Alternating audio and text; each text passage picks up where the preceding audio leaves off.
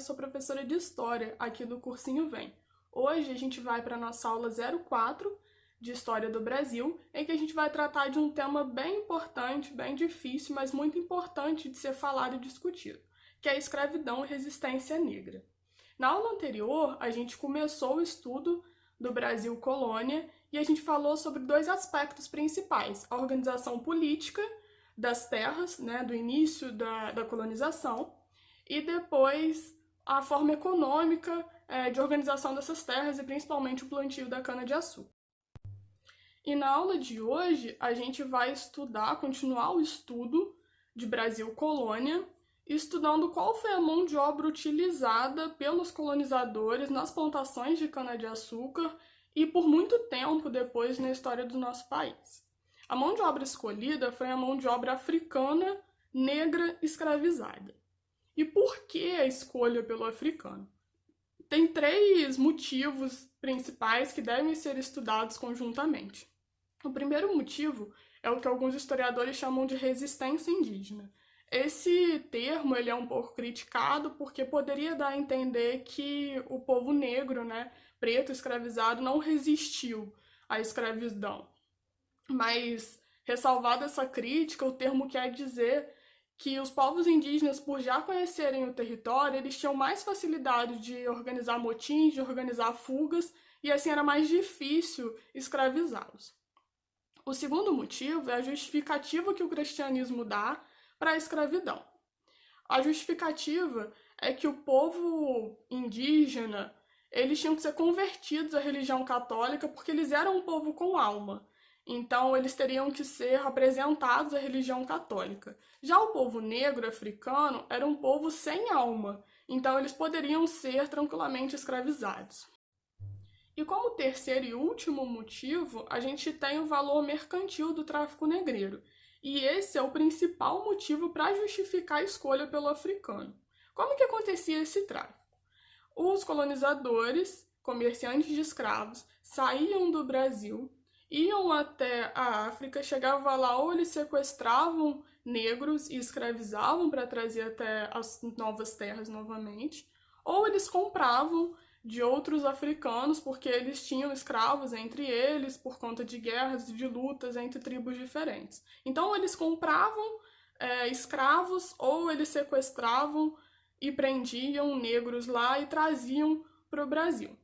Quando chegava aqui no Brasil, vendia para os principais donos de engenho, principalmente para os donos de engenho. E esse comércio ele era muito lucrativo.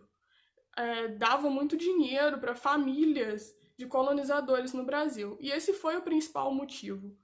Eu costumo dizer que não foi o fato de ter escravidão, de ter sido escolhido o povo negro, que fez com que houvesse tráfico negreiro. Pelo contrário, foi o fato do tráfico negreiro dar muito lucro, do comércio de pessoas escravizadas dar muito lucro, que fez com que a mão de obra escolhida para as plantações do Brasil fosse a mão de obra escrava africana.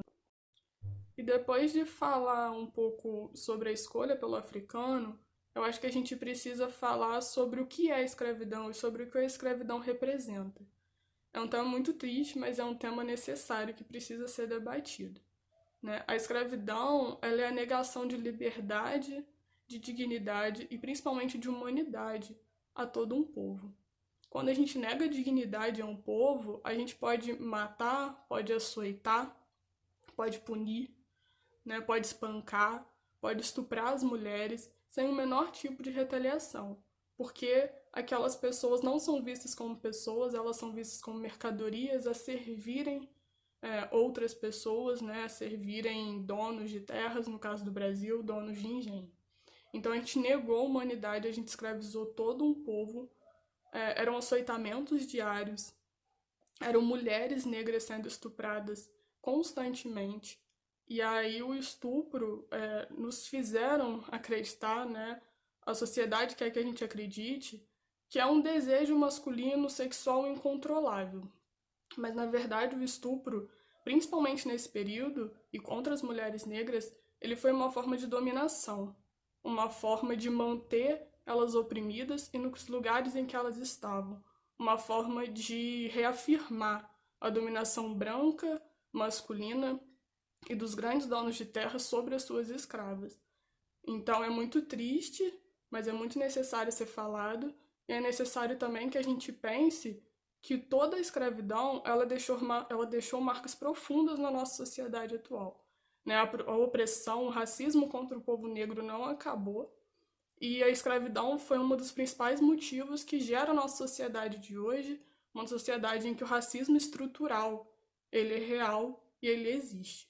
Né? A gente tem que debater a escravidão. Mas depois de falar tudo isso, eu fico até meio emotiva. Eu acho que a gente tem que falar também sobre resistência negra, né? Sobre todas as formas de luta e de resistência que foram utilizadas pelo povo negro, que não aceitou docilmente a escravidão. A gente tem um mito no Brasil de que o povo negro aceitou a escravidão e isso não é verdade. A gente vai continuar falando sobre toda a resistência negra e sobre tudo que o povo negro fez nessa nossa história. E dentre as diversas formas de resistência do povo negro preto, eu vou trazer duas formas de resistência que são duas formas bem estudadas, que são os mucambos e os quilombos. Eu vou ler uma definição para vocês. Mucambos é reunião ou aglomeração dos escravos em lugares onde eles poderiam viver uma vida diferente da do engenho e da escravidão, enquanto que os quilombos eram lugares em que os negros escravizados se refugiavam após fugas individuais e coletivas. Os dois conceitos são bem parecidos. O que diferencia eles, segundo alguns pensadores e historiadores, é o fato de que os quilombos eles representam mais uma ideia de luta, de fortaleza, de resistência negra. Agora, para continuar falando de resistência negra, a gente vai tratar de alguns nomes que foram verdadeiros líderes nessa luta do povo negro. Os primeiros dois nomes que a gente vai tratar, e eu vou tratar junto, é o nome de Dandara e de Zumbi dos Palmares. A Dandara ela foi uma grande líder, guerreira, estrategista do Quilombo dos Palmares. Não se sabe exatamente onde ela nasceu, se ela nasceu no continente africano ou se ela já nasceu como escrava no Brasil. O que se sabe é que, muito nova, ela foi parar no Quilombo dos Palmares. E ela foi uma grande guerreira, uma grande estrategista, responsável por liderar um grupo enorme de quilombolas, né, contra os ataques dos colonizadores. A Dandara foi uma figura muito importante de luta feminina negra. E a outra figura que a gente vai tratar é o Zumbi dos Palmares. O Zumbi dos Palmares também foi um importante líder negro. Hoje, o Dia da Consciência Negra é o dia de Zumbi dos Palmares também. E o Zumbi, há relatos de que ele teria nascido no Quilombo, só que uma das investidas dos bandeirantes, né, dos colonizadores para destruir o Quilombo, ele teria sido vendido, conseguido ser capturado e vendido a um sacerdote. E aí ele passou um tempo com esse sacerdote, e depois, quando ele é jovem, ele consegue fugir e retornar para o Quilombo dos Palmares. E aí ele também foi, dentro do Quilombo dos Palmares, um grande líder, né, que conseguiu juntar exércitos dentro dos quilombolas para poder resistir aos ataques dos colonizadores, para destruir o quilombo. E eu gosto de tratar a luta de Zumbi e de Dandara junto, porque eles tinham ideias muito parecidas e eles foram companheiros, então a história deles está bem entrelaçada. Mais ou menos ali em 1630, as invasões contra o Quilombo dos Palmares foi ficando mais frequente. E era um quilombo muito forte, que abrigou uma quantidade enorme de fugitivos escravizados, que tinha táticas de capoeira, né, que se organizavam. Então era muito difícil para o governo português, para os colonizadores europeus, destruir esse quilombo. E aí eles, percebendo toda essa dificuldade, depois de várias tentativas, de várias investidas, o governo da província de Pernambuco resolve fazer um acordo, propor um acordo para o Quilombo dos Palmares. E o acordo seria o seguinte, que a partir daquela data, todos os quilombolas de Palmares estariam livres e que poderiam até fazer comércio dentro das terras, né, que seriam o Brasil. Mas que qualquer novo fugitivo, qualquer novo escravo que fosse pedir abrigo, que fugisse, fosse pedir abrigo em Palmares, Palmares teria que negar e entregar de novo para os donos dos escravos. E aí, Dandara e Zumbi juntos, eles não aceitam esse acordo, e é nesse momento que eles ascendem enquanto líderes de Palmares. Eles não aceitam esse acordo, e aí dizem que Dandara, principalmente, não aceita por entender que a luta pela liberdade do povo negro não era só a luta pela liberdade dos palmarinos. Depois de muito tempo desse acordo que não é aceito, as investidas continuam. Em uma dessas investidas, que o governo chama até os bandeirantes para poder tentar destruir o Quilombo dos Palmares, o Quilombo dos Palmares ele é destruído. E aí dizem que Zumbi consegue fugir e é pego um tempo depois, ele é achado um tempo depois, e aí ele é preso, né, morto, e seu corpo é partido em pedaços para expor na capital de Pernambuco. Enquanto que Dandara, quando ela vai ser pega, ela se joga de um penhasco e se mata. Então ela se suicida porque também alguns historiadores dizem que ela preferiria a morte ao retorno à escravidão. O próximo nome que a gente vai tratar como grande líder da luta negra nesse período da escravidão é o nome de Teresa de Benguela. Teresa de Benguela também tem um dia, que é o Dia da Mulher Negra Latina Caribenha e da Teresa de Benguela. Ela foi líder do Quilombo do Quariterê e era conhecida dentro do Quilombo como Rainha Teresa.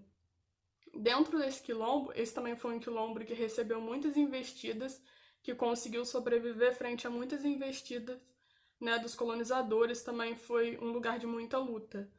Mas uma coisa muito interessante desse quilombo é que a Teresa de Benguela conseguiu organizar uma espécie de parlamento, e aí, mais uma vez, eu vou falar que as comparações em história são puramente didáticas, não são certinhas, mas ela conseguiu organizar uma espécie de parlamento em que as decisões dentro do quilombo, do Quariterê, eram tomadas em comunidade. Então, quase todas as pessoas participavam das decisões que eram tomadas dentro do quilombo, liderado pela Teresa de Benguela. E como último nome da liderança e da resistência negra durante esse período da escravidão, eu vou trazer o nome de Esperança Garcia. Esperança Garcia foi uma mulher que foi escravizada primeiramente por padres jesuítas, ela com seu filho, e depois de um tempo ela foi vendida para terras de engenho, para donos de engenho. E aí ela passou a ser escravizada nas plantações de cana-de-açúcar. A Esperança Garcia ela escreve e encaminha uma carta, uma petição, para o presidente da província de Piauí, denunciando todos os maus tratos que ela e o filho dela sofriam, maus tratos tão comuns a todo o povo negro durante o período da escravidão. E essa carta, essa petição, ela mostra duas coisas principais, né? Ela é fonte de estudo para toda a violência, toda a barbárie que era empregada contra o povo negro e para mostrar que existiam muitos escravizados conscientes da sua situação de escravizado e conscientes de que não poderiam sofrer maus tratos daquela forma. E aí, Esperança Garcia é considerada por muitos hoje como a primeira advogada do Brasil. E por fim, eu quero terminar essa aula falando duas coisas. A primeira é que, se vocês acharem algum tipo de discordância, algum termo com informações, opiniões conflitantes em relação àquilo que eu falei, não tem grandes problemas. O que acontece é que a história de escravidão, né, e principalmente da resistência do povo negro, é uma história que não é oficialmente contada, então pode ser comum que vocês achem algumas divergências. O importante disso tudo é a gente deixar claro a importância de fazer esse estudo e a importância que a resistência negra tem para a construção da nossa sociedade. E, por fim mesmo, eu quero dizer que eu tenho consciência de que eu não estou falando no lugar de pessoa negra, eu estou falando no lugar de pessoa branca.